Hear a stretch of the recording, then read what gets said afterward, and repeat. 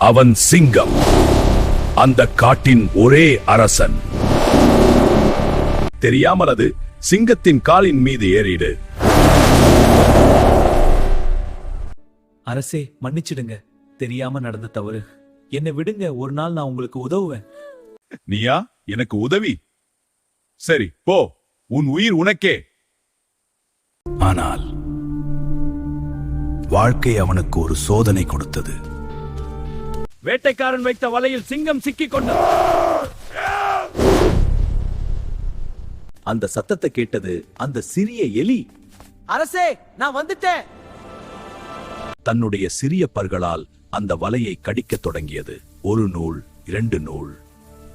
பிறகு வலை உடைந்தது. நீதான் என் உயிரை காப்பாத்தினாய். உடல் சிறியது என்றால் பலவீனம் இல்லை. நல்ல மனசு இருந்தால் யாரும் பெரியவன்தான்.